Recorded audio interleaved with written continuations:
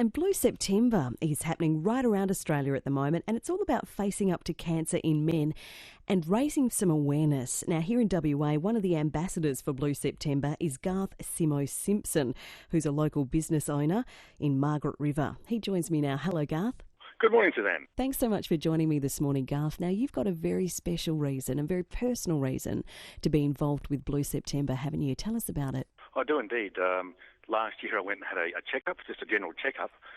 The doctor insists I have a blood test, and it was in that blood test that they picked up there was cancer cells in my prostate. And if it wasn't for that blood test, Suzanne, I would not have known I had cancer at all. It's hard to even think about what must have gone through your mind at that moment, Garth. It was very hard, Suzanne, because for me, as a man, a young man, I could still hit the porcelain bowl.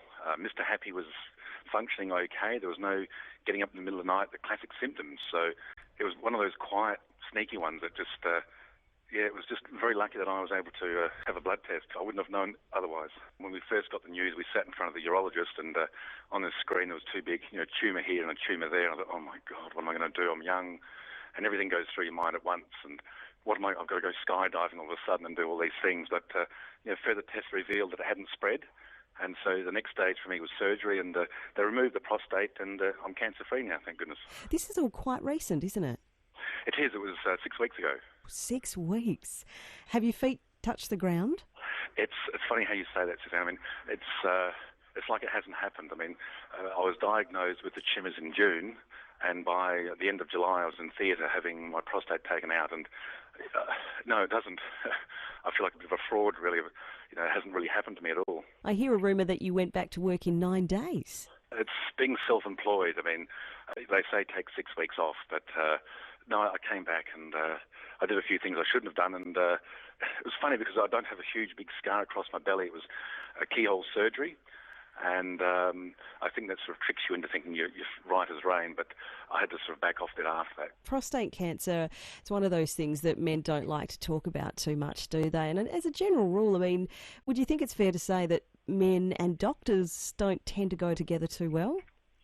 That's right, Suzanne. I mean, for me, as I said earlier on, I wouldn't have known the difference that I had cancer. I mean, there was no signs outwardly. Everything was working normally. And, we're told by the time we turn 50, that's the time to go and have the checkup. But, thank goodness I had it earlier, because if I had waited until late 50s, it might have been too late. That's right. And Blue September is all about raising awareness of cancer, specifically in men. I mean, what would you say to other blokes here in WA who are thinking, I'll be right, I don't need to do that?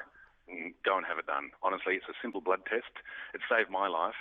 I hate needles, but look, it's well worth it. I mean, if I hadn't had that blood test, God knows what it'll be in 2 years' time, Suzanne. So just go and have a blood test. That's all I can say. I mean, after surgery, the surgeon did come around and have a chat to me. But you're still in La La Land from theatre. But he was saying to my wife, yes, look, we're pretty sure we got it all.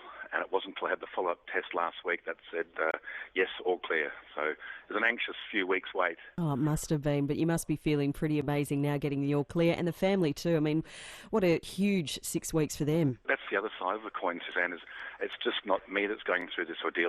My wife, trying to look after children, grieve for me going through my process and run a business. I mean, it's very hard on the partner, and I do have to take my hat off to my wife.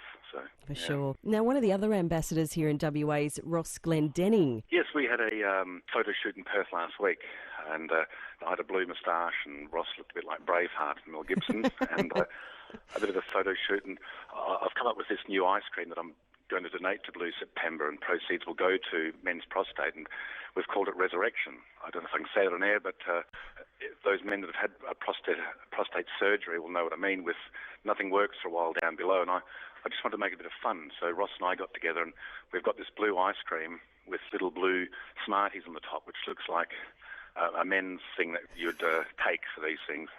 And we're just trying to sort of sell that for proceeds, and Ross is behind that, and away we go.